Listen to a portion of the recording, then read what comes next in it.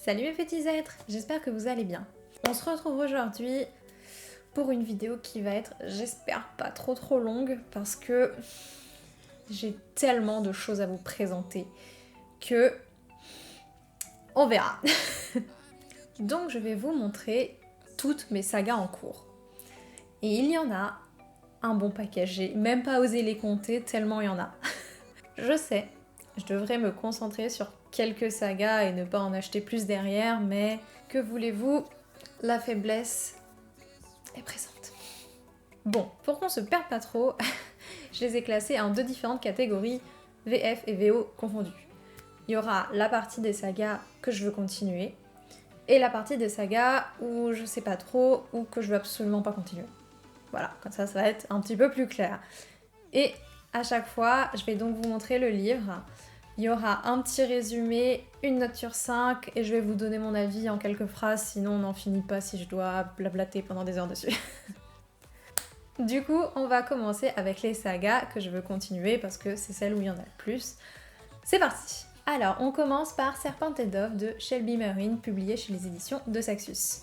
Je vous ai déjà présenté ce livre dans ma vidéo des coups de cœur 2021, donc vous connaissez à peu près, si vous n'avez pas vu, allez checker. Donc ça, c'est de la fantasy. D'ailleurs, je crois que la plupart des romans que je vais vous présenter, c'est de la fantasy. Désolée si vous y aimez pas, mais c'est mon genre préféré. I'm sorry. Donc avec une ambiance que moi j'ai adorée, des sorcières, de la magie, de la romance, une héroïne badass, tout est bon pour moi. Donc celle-ci, forcément, je vais la continuer et j'attends le tome 2 avec grande impatience. On continue avec Keleana de Sarah J. Maas, publié chez La Martinière.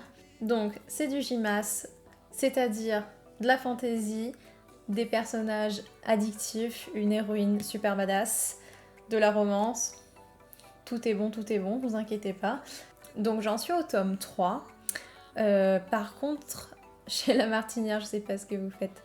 Je crois qu'il y a le tome 4 partie 1 et partie 2, mais qu'ils n'ont toujours pas traduit la suite alors qu'il y a environ 7 tomes à peu près. Je suis pas trop sûre de ce que je dis, mais à peu près. Donc voilà, je sais pas trop quand est-ce que je vais continuer, mais j'aimerais bien que la suite soit déjà proposée pour ne pas avoir à attendre trop longtemps. On verra. Ensuite, c'est au tour de 16 lunes de Camille Garcia et Margaret Stoll, publié chez Black Moon. Donc ici, c'est encore de la fantasy avec de la magie. Alors j'ai lu il y a un moment, donc je me rappelle plus tellement, mais je sais que j'avais bien aimé les personnages. Surtout que le point de vue, c'est celui du héros, donc pour une fois c'est un garçon, ça change un petit peu. Et j'ai réussi à avoir le tome 2 d'occasion, donc il faut que je le lise. Et apparemment, il y a 4 tomes en tout. Donc voilà, j'ai hâte de lire la suite, voir ce que ça va me réserver. On enchaîne avec Nefasta de Julie Doge. Donc ça, c'est l'une de mes sagas préférées, écrite par une Française cette fois. On adore. Si tu aimes la fantaisie, la magie, les vampires, les personnages attachants, de la romance, de la tension sensuelle, ce livre est pour toi. Donc pour l'instant, moi j'en suis au tome 5, je sais qu'il y a le 6 qui est sorti, j'ai pas encore pu l'acheter, mais j'espère pouvoir le faire vite. Et l'autrice est sur l'écriture du tome 7, donc je sais pas trop combien il va y en avoir en tout, mais de toute façon on peut pas s'arrêter tellement c'est bien. Donc s'il vous plaît, lisez-le, lisez-le. On passe à The Mortal Instruments de Cassandra Clare, publié chez PKG. Alors pour celui-ci, c'est un peu le foutoir, disons, parce que j'ai lu les 6 tomes de la saga de base, originale. Sauf que Cassandra Clare, elle s'est pas arrêtée là, et il y a aussi des trilogies par-ci par-là, des spin-offs, des trucs. Donc voilà, j'ai lu pour l'instant le tome 1 de Chain of Gold en VO. J'ai aussi le tome 2 à ma disposition, donc ça il faut que je le lise. Je sais pas s'il y aura un tome 3, c'est pas indiqué. Mais bon, faut déjà que je lise le 2, après on verra. Ensuite, j'ai lu le tome 1 de Les Origines. Alors franchement, je crois que j'ai tout lu dans le désordre parce que, en fait, j'ai lu Chain of Gold et ça, c'est après la fin des Origines. Du coup, je me suis spoilée en lisant ça. Mais bon, c'est pas grave. Et du coup, j'ai aussi à ma disposition le tome 2 de celui-ci qu'il faut que je lise. Et j'ai aussi un espèce de... Je sais pas si c'est un spin-off ou quoi, mais c'est en italien. Oui, j'ai des trucs en italien. C'est Il libro blanco perduto. Et je crois qu'en fait, c'est une histoire entre Magnus et Alec. Je l'avais presque plus. Et du coup, en fait, j'ai beaucoup de trucs à lire de Cassandra Clare. J'espère que je vais m'en sortir un jour. Donne-moi ton cœur de Sarah Wolf, publié chez PKJ. Alors, cette saga-là, j'ai lu le tome 1 et le tome 2 et c'était super bien d'après mes souvenirs. Donc c'est encore de la fantasy. J'avais adoré l'héroïne, dont je me rappelle même plus du nom, Zera. Et même l'univers, tout était super bien. Et je n'ai jamais vu le tome 3 sortir alors que c'est une trilogie. Et ça fait quelques années que j'ai lu le tome 2 quand même. C'est pour ça que j'ai quasiment aucun souvenir, parce que ça fait un moment. Et PKJ, du coup, est-ce qu'on peut avoir le tome 3 un jour et finir cette saga, ou va falloir que j'achète tout en VO? Arrêtez d'arrêter les séries. On passe à Luxe, de Jennifer L. Armentrout, publié chez J'ai lu. Je sais jamais si je prononce bien le nom de cette autrice. Je suis désolée si je l'écorche. Pardonnez-moi. Encore de la fantaisie? Mais absolument pas. Enfin, en vrai, c'est plus de la SF, mais je trouve que vu comment le roman est fait, ça peut un petit peu passer pour de la fantaisie, mais plus de la SF en réalité quand même. Donc c'est une saga, il y a pas mal de choses dont j'adhère pas trop, des petits défauts par-ci par-là, mais sinon, en gros, dans le général, j'aime pas mal et j'aime bien le petit groupe de personnages et la plume de l'autrice est, ma foi, très fluide et agréable à lire. Là, j'en suis au tome 3. Je sais plus combien il y en a en tout, 4 ou 5, quelque chose comme ça. Et je sais pas pourquoi j'ai du mal à trouver le 4 en magasin, parce que je me dis tout le temps, si je le vois, je l'achète, mais je ne le trouve pas. Mais voilà. Bon, en gros, je pense que je suis pas très très loin de la fin, donc si je peux finir une saga, ça serait cool. On enchaîne avec Shades of Magic de Victoria Schwab, publié chez Lumen. Alors, c'est un livre qui m'a été extrêmement recommandé par une amie. Si tu passes par là, coucou. Bon, je pense que vous avez compris de quel genre il s'agit juste avec le titre. Et qu'est-ce que j'aime l'illustration sur la couverture. Elle est vraiment trop belle. Franchement, ce genre de dessin, c'est une pépite. Donc c'est un roman, je crois, il m'a pas marqué plus que ça parce que j'ai pas des souvenirs incroyables là-dessus. Je sais que j'avais énormément aimé le personnage de Lila, qui est juste là. Le garçon, quel il me semble, j'étais pas hyper fan.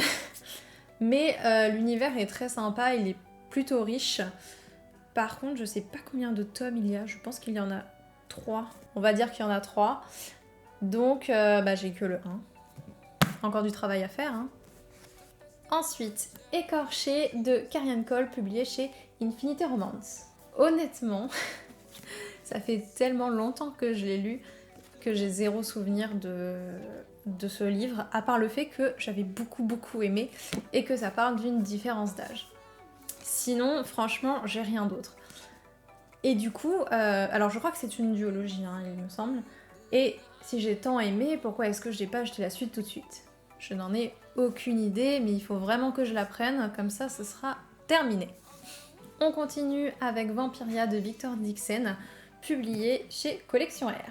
Un autre petit bijou que nous offre Dixon, cette fois sur les vampires au château de Versailles. Enfin, le premier tome se passe surtout en effet à Versailles et le tome 2 dans les rues de Paris. J'ai beaucoup aimé cette saga. Déjà par l'ambiance extrêmement sombre et un petit peu glauque que Dixon a mis en place dedans. Je trouve que ça change. Après, au niveau des personnages, j'avais beaucoup aimé Jeanne dans le premier tome. Dans le deuxième, un petit peu moins. Je trouvais qu'elle, je sais pas, elle était un petit peu contradictoire parfois avec ses pensées, mais ça n'enlève rien à la saga. Et il me semble que le tome 3 sort dans quelques mois. Donc je suis à peu près à jour là-dessus. On enchaîne avec From Blood and Ash de Jennifer L. Armentrout. Oui, c'est encore elle. Ici, je trouve pas la maison d'édition parce que c'est en VO. Tant pis, désolée. Donc ce roman-là, ça a été... Alors ce livre-là, ça a été ma meilleure découverte de cette année pour l'instant. Nous ne sommes qu'en avril. J'ai tout aimé dans ce bouquin. Déjà l'univers qui est plutôt riche et rempli. C'est encore de la fantaisie. Bon, et surtout, on va pas se mentir. Bon, j'ai beaucoup aimé Poppy, l'héroïne qui est plutôt badass et assez drôle. Et surtout, notre cher et tendre Hawke. Je ne suis qu'une simple mortelle. Que voulez-vous que j'y fasse? Du coup, sur celui-ci, je sais pas combien de tomes il y a. Je crois qu'il y en a 3 ou 4 qui sont sortis, mais il me semble que c'est encore en cours. Et j'attends que le tome 2 sorte en VF pour pouvoir le lire en lecture commune avec une amie. Si tu passes par là toi aussi, bisous. Donc voilà, j'ai extrêmement hâte de lire la suite, tellement... Franchement, quand j'ai lu le tome 1, il m'a tellement ancré que quand je lisais des livres par la suite, ça me semblait un petit peu fade. Je suis désolée du coup pour ces livres-là, c'est pas de votre faute. Mais voilà, pour dire qu'il m'a beaucoup marqué. Donc vivement sa sortie en VF, comme ça je vais pouvoir continuer. Ensuite, c'est Daughter of the Pirate King de Tricia Levenseller, publié chez Squarefish. Cette fois c'est écrit. Oui, car c'est encore de la VO pour celui-ci, il n'est jamais sorti en français, en tout cas pas encore malheureusement. Donc sur celui-ci, comme vous avez pu remarquer, c'est une histoire de pirate, mais qui est vraiment très bien, j'avais complètement adoré. Parce que je sais pas, j'ai lu pas mal de... Enfin pas mal, en soi pas tant que ça, mais de livres sur les pirates, et souvent c'est pas très bien expliqué, on n'a pas tous les détails, alors que moi j'aimerais bien qu'on me dise vraiment comment les pirates ont vécu, leurs traditions, etc. Et c'est vrai que dans ce roman-là, c'est pas mal expliqué. Et j'avais aussi beaucoup aimé la personnage principale, qui est très badass. Enfin bref, tout y était, tout pour plaire. Et celui-ci, c'est une duologie, il me manque du coup que le tome 2 à lire. Qu'est-ce que j'attends encore une fois? Je ne sais pas. Mais très hâte de le lire en tout cas. On passe aux Héritiers d'Higashi de Clémence Godefroy, publié chez les éditions du Chat Noir. Donc ce roman-là, je l'avais vu au Salon du Livre de l'année dernière. Et franchement, quand j'ai vu la couverture, elle est juste sublime. Et c'est vrai que pour les gens qui aiment le Japon, cette ambiance un petit peu Miyazaki, je dirais, avec certaines créatures étranges, une ambiance un petit peu sombre, je pense que c'est un roman qui peut vous plaire. Et c'est vrai que moi j'ai pas du tout l'habitude de lire ce genre de roman sur le, je sais pas, le Japon, les créatures un petit peu bizarres comme ça. Mais ça m'a pas mal changé. Et franchement j'ai plutôt apprécié, surtout que c'est une duologie, donc encore une fois il ne m'en manque qu'un. Je suis toujours à un pas de finir mes sagas, c'est quand même dommage. Donc j'ai très hâte de lire la suite. Love and Hope de Julie Dauge. Oui, c'est la même autrice que je vous ai présentée juste avant avec Nefasta, sauf que cette fois c'est pas de la fantasy, c'est bien de la romance. Évidemment, vu que c'est la plume de Julie Dauge, je ne peux que aimer, apprécier, adorer. Surtout que, alors je me souviens plus tellement de ce dont raconte le tome 1, mais je sais qu'il y a des thèmes très importants qui sont abordés, comme le harcèlement, ce genre de choses. Actuellement, au moment où cette vidéo tourne, je suis en train de lire le tome 2, donc j'avance petit à petit, mais ça comporte, c'est pas écrit, mais c'est 4 tomes il me semble, donc... Non mais j'y arrive. Hein. Alors, pendant que je suis à Julie Dauge, je continue. C'est ma dernière saga d'elle, hein, vous inquiétez pas, malgré tout. Donc là j'ai le deuxième tome qui est le dernier dans ma bibliothèque, donc il me manque plus qu'à le lire et cette fois je serai bon. Donc ça c'est aussi de la romance, hein, c'est pas de la fantaisie. Et en fait je crois qu'il faudrait que je fasse une vidéo complète uniquement sur ce livre, tellement il m'a marqué. Je crois que c'est le livre sur lequel j'ai le plus pleuré. Ce livre m'a touchée énormément de par les thèmes abordés et surtout la fin qui est complètement déchirante, mais au possible. Je me souviens que j'étais dans le métro en train de lire la fin et j'étais complètement en larmes. Non, mais le tome 2, ça va bien se passer. On passe à Nil de Lynn Matson, publié chez PKJ. Maintenant que je m'en rends compte, j'ai énormément de sagas en cours chez PKJ. Donc ça, c'est une saga, je sais pas si on peut dire dystopique, parce que c'est pas de la fantasy, c'est pas de la SF. Je voulais dire c'est dans le même style que Labyrinthe, mais plus sur une île et avec des règles différentes. J'en avais entendu parler via une youtubeuse, je me souviens plus du tout laquelle. Et le tome 1 était plutôt sympa. J'avais passé un bon moment, mais ça m'a pas marqué non plus comme je m'y attendais. Pourtant, je me souviens que j'avais énormément de questions sur ce qui se passait et je crois avoir pas eu toutes les réponses. J'ai le tome 2 dans ma bibliothèque, du coup je peux le lire pour avoir ces réponses-là.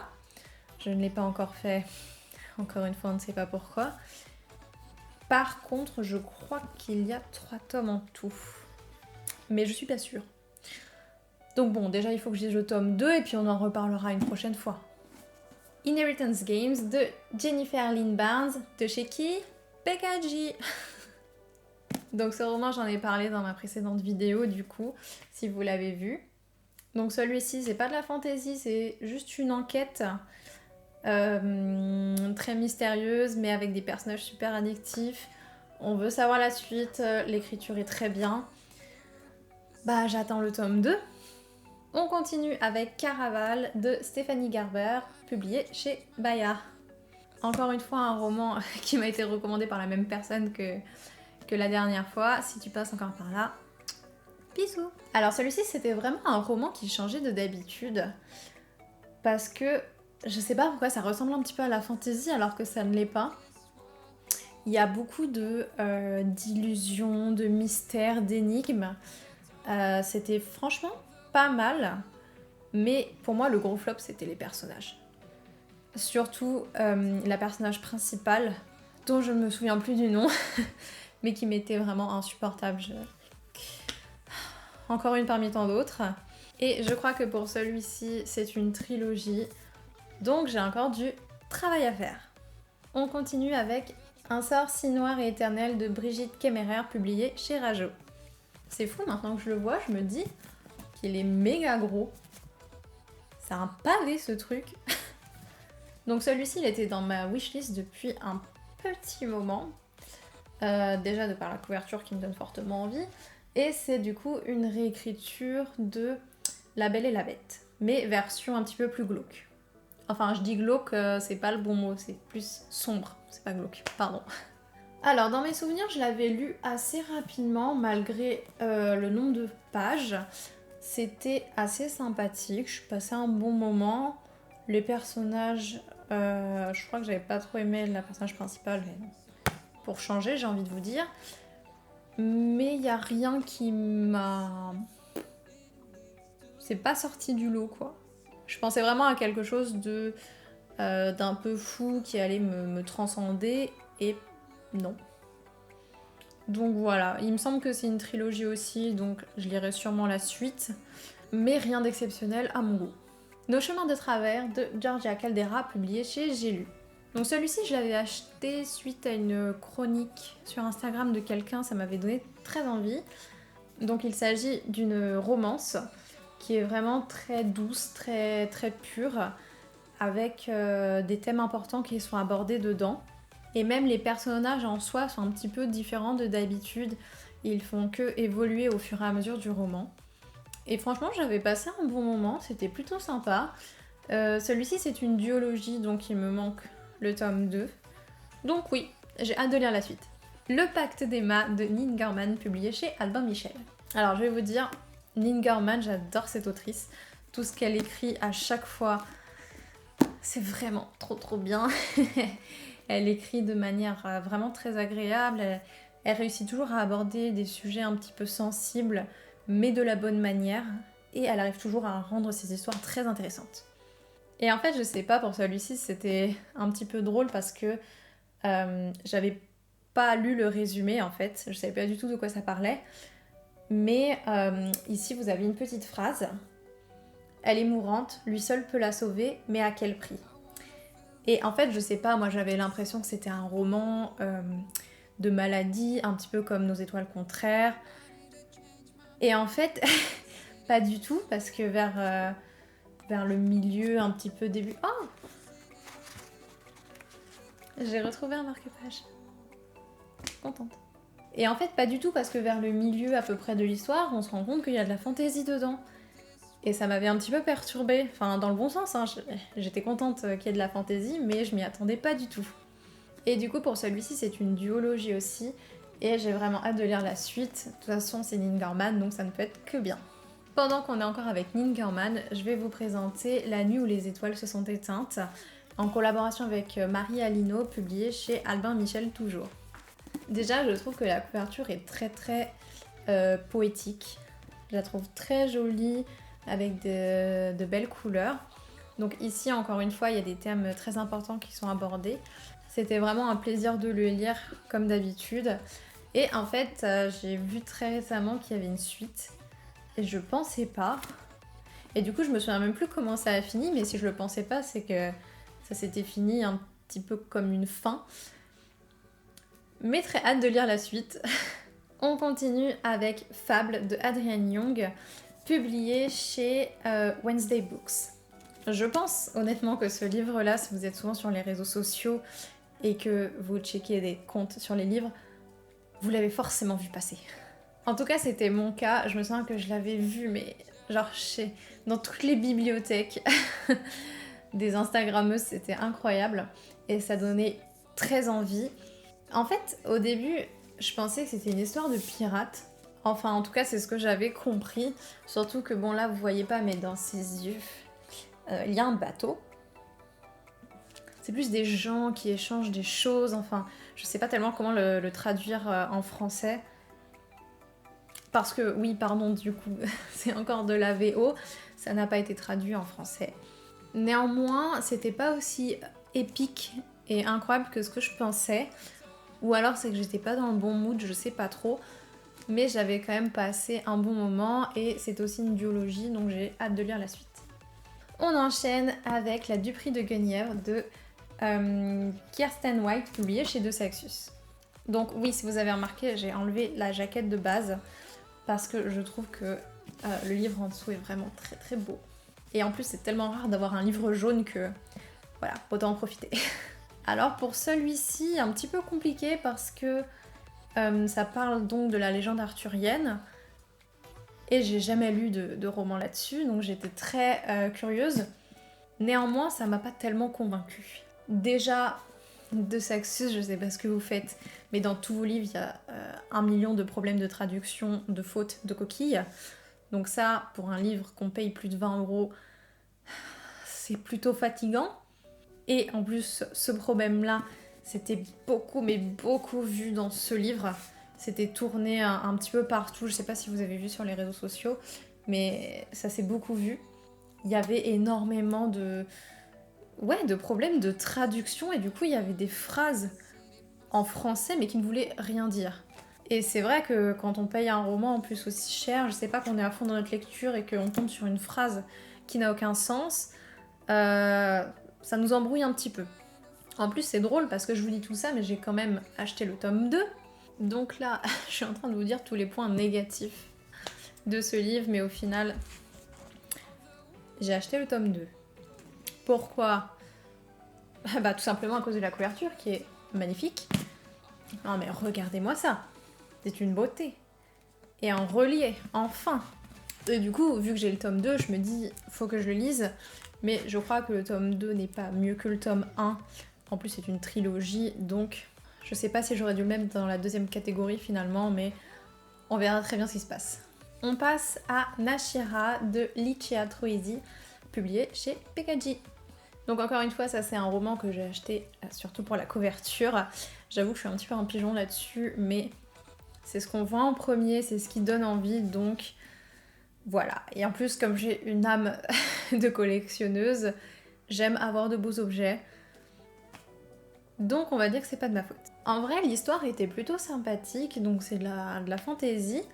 L'univers était assez riche, les personnages, ça allait. En soi, il n'y avait pas tant de personnages que ça, il me semble. Surtout, donc la personnage principale et un autre garçon dont je me souviens plus de nom. Mais c'était plutôt sympathique à lire, donc si je trouve le tome 2, parce que en fait, je le cherche d'occasion surtout, et à chaque fois, je ne le trouve pas. Que ce soit sur Vinted, dans les boutiques d'occasion auxquelles j'ai l'habitude d'aller, je ne trouve pas ce tome 2. Mais le jour où je le trouve, je lirai la suite. L'été où je t'ai retrouvé de Jenny Han, publié chez Albin Michel.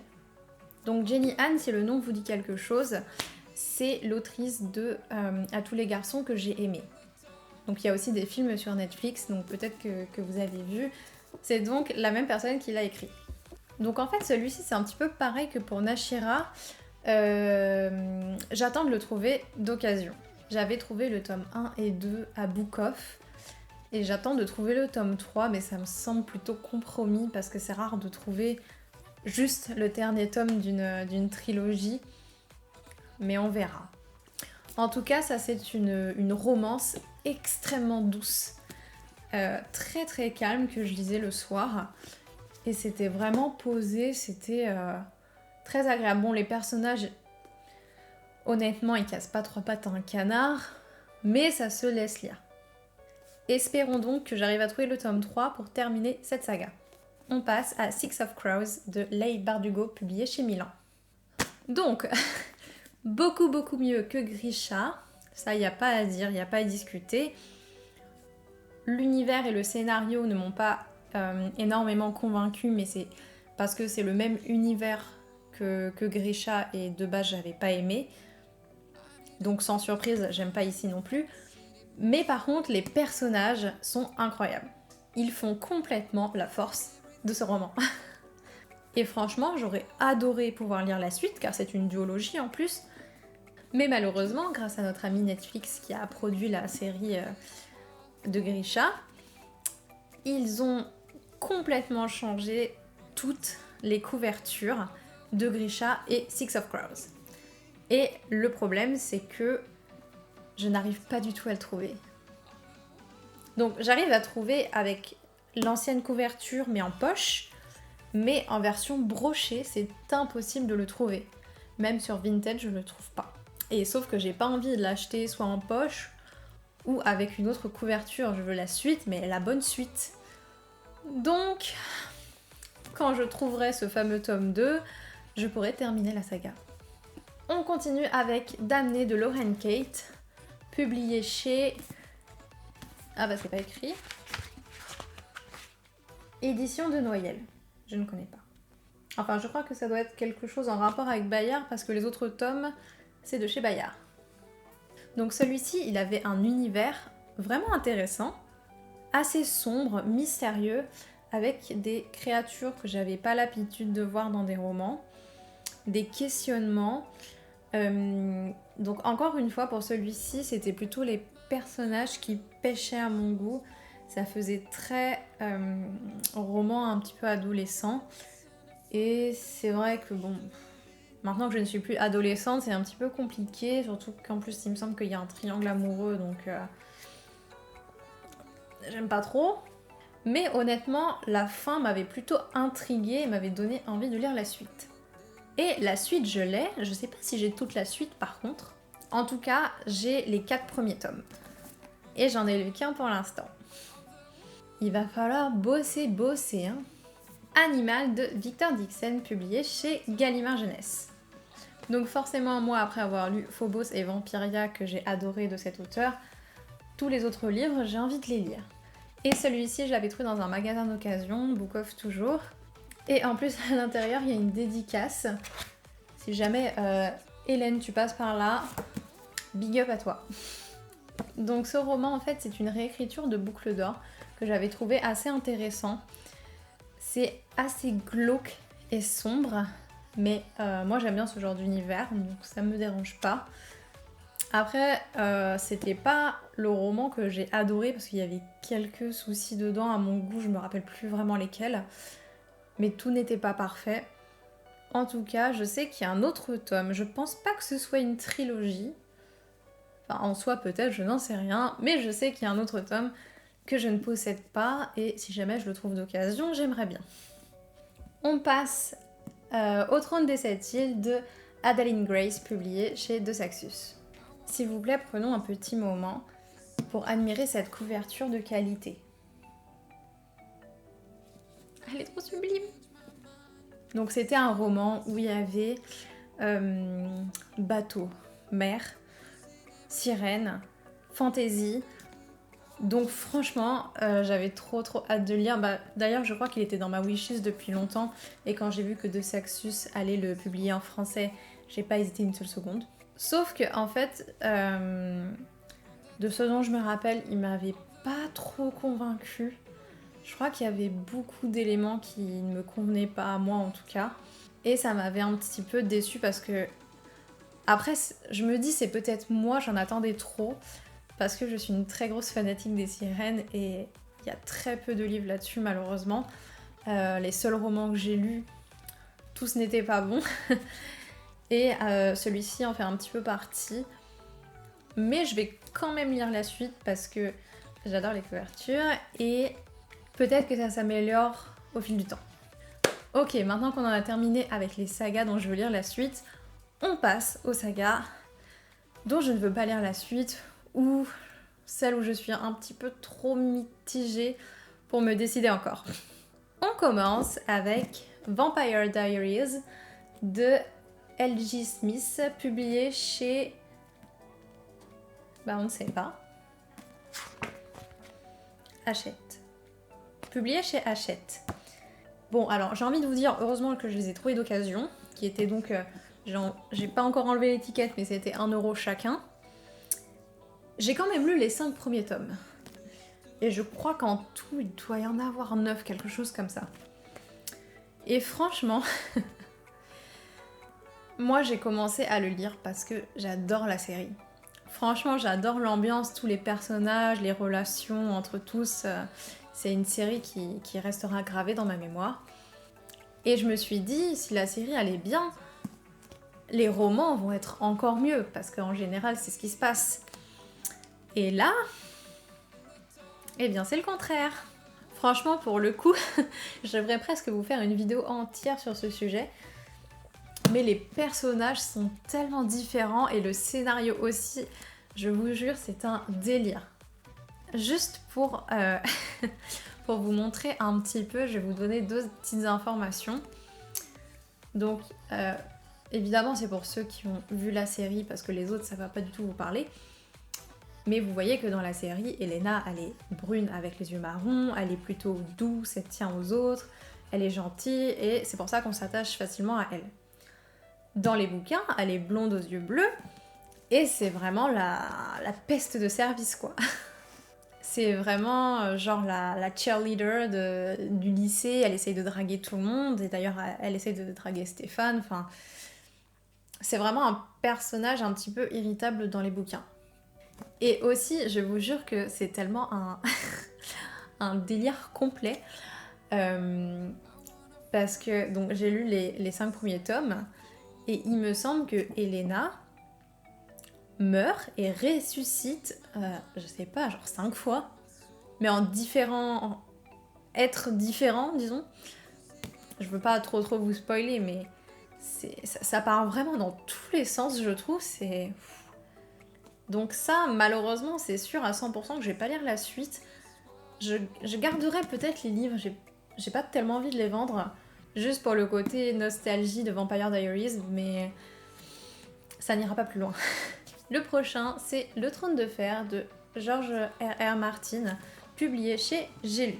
Donc, autant je suis extrêmement fan de la série, j'adore complètement l'univers, les personnages, les trahisons, les chantages. La série, je suis complètement fan.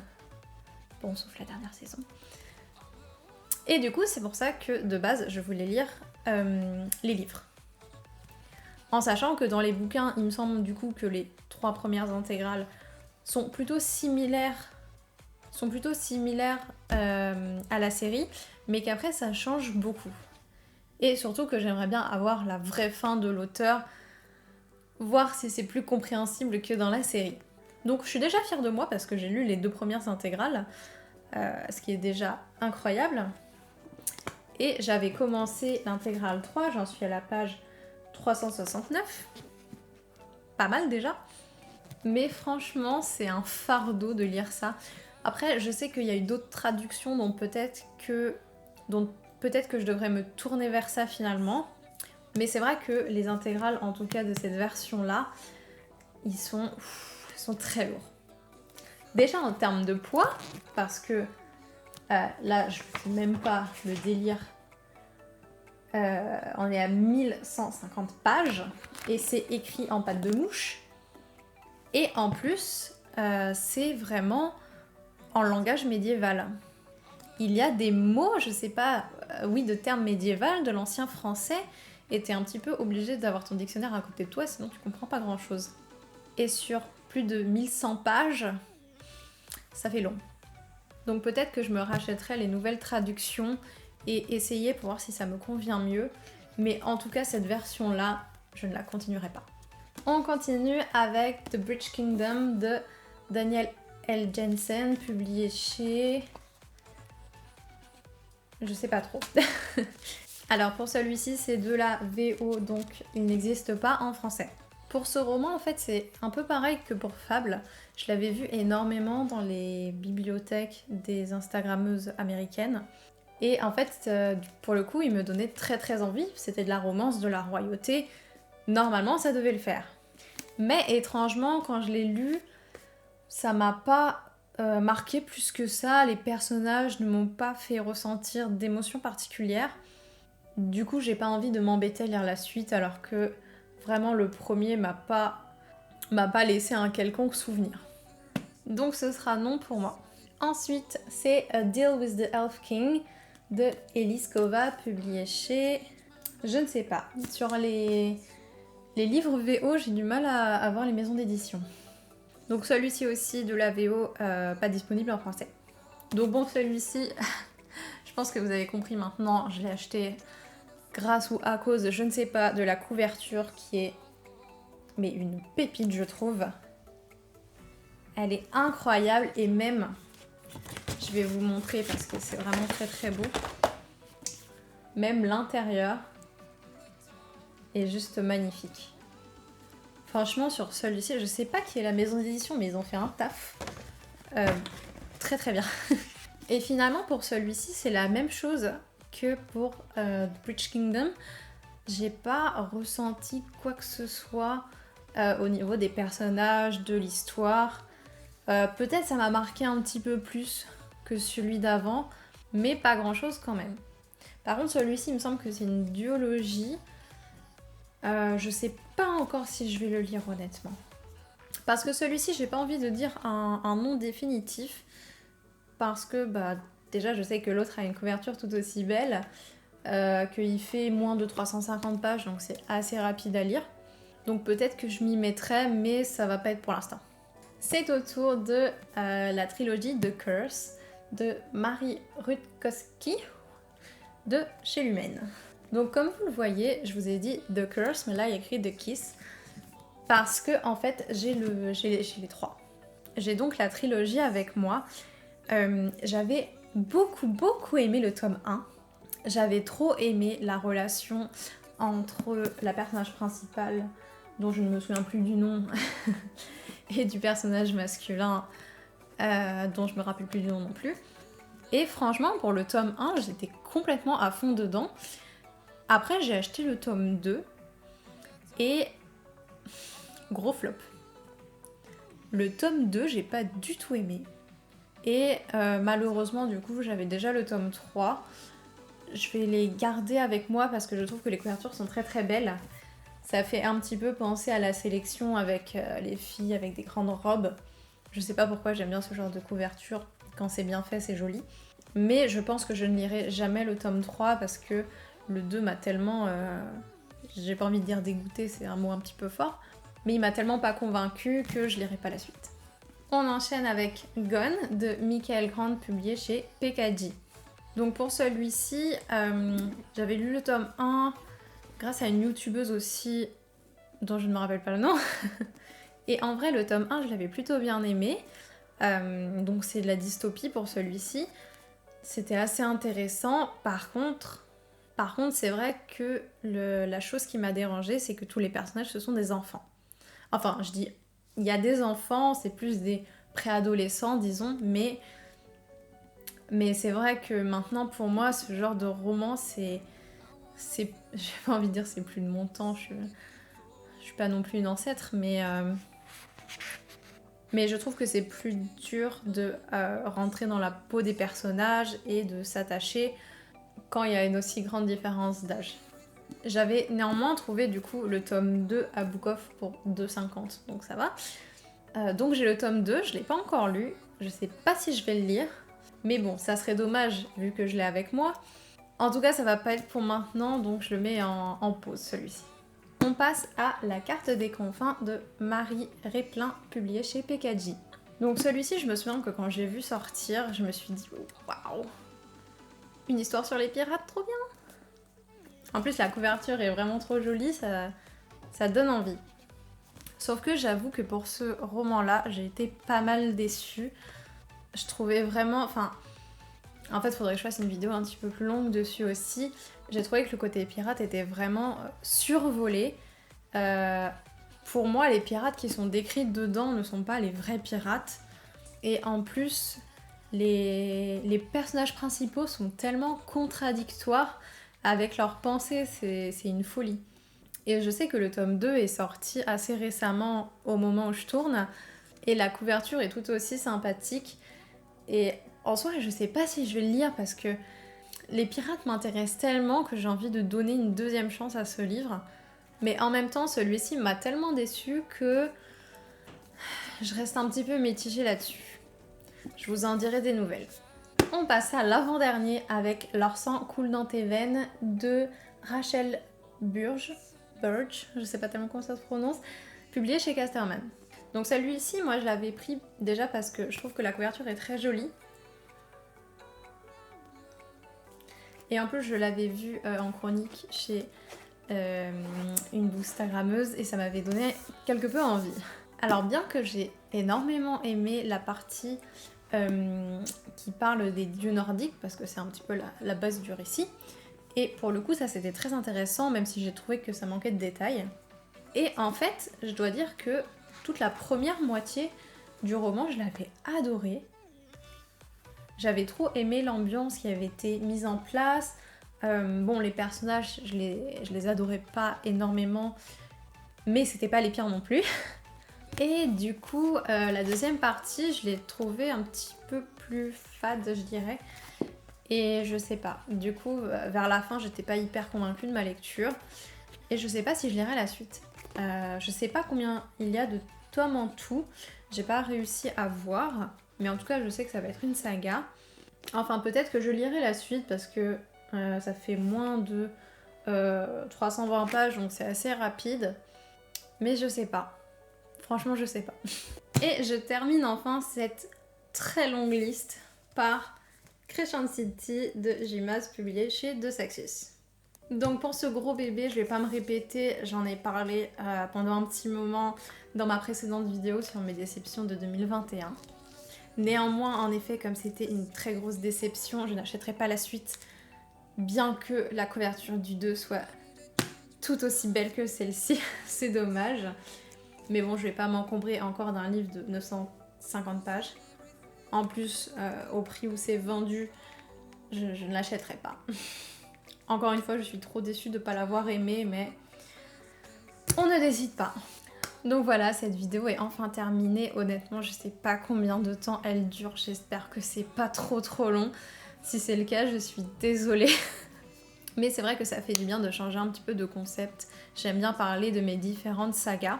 Peut-être que pour la prochaine fois, je vous ferai une vidéo sur justement mes sagas terminées, vraiment ce que j'en pense, si ça vaut le coup ou non. N'hésitez pas à me dire si ça vous intéresse. N'oubliez pas de mettre un pouce vers le haut pour me soutenir, de vous abonner à la chaîne, de partager un maximum la vidéo pour m'aider. Et on se retrouve dans une prochaine vidéo. Ciao!